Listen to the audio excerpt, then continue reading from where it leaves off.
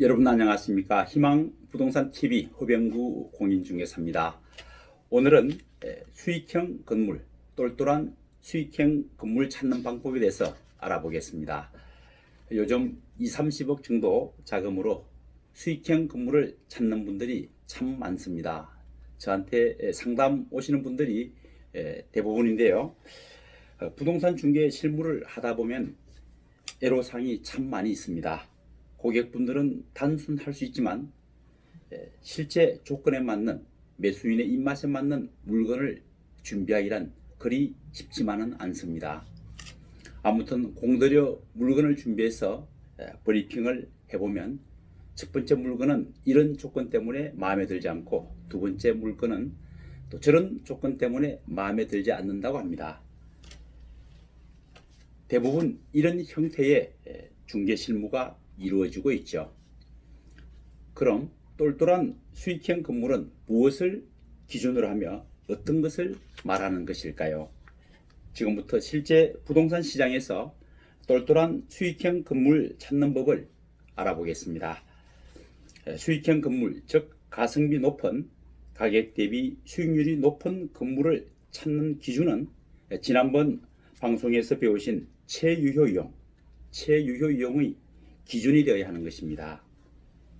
꼬마 빌딩, 중형 건물 이름 많이 들어보셨죠?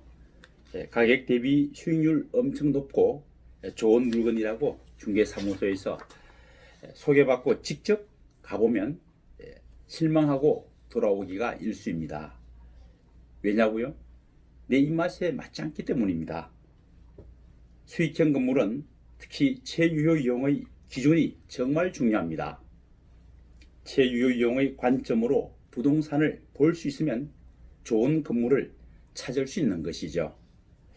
건물 대비 가격의 높고 낮음을 분별할 수 있는 사람, 즉 물건을 이렇게 봤을 때 물건 대비 가격이 높게 느껴지고 높은 게 분석되는 또는 낮게 느껴지고 낮게 분석되는 이런 분별할 수 있는 능력이 있는 사람들은 부동산 투자를 잘 하는 사람이라고 할 수 있고 부동산에 대한 지식과 감각이 뛰어난 사람이라고 할 수 있죠. 동일한 건물이라도 임대 수익이 높은 건물이 있고 낮은 건물이 있듯이 최유효 이용을 하고 있는지에 따라서 건물의 가치는 엄청난 차이를 나타냅니다. 수익형 건물을 검토하면서 수익률만 보면 나무만 보고 숲은 보지 못하는 꼴이 되는 것이죠. 최유효이용의 관점으로 볼 수 있어야 합니다.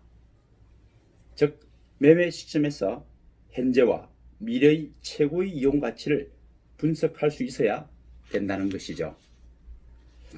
독수리가 까마귀 무리 속에 함께 있으면 까마귀로 전락하고 말지만 하늘로 비상하게 되면 하늘의 왕으로 존재 가치가 올라가듯 같은 맥락입니다.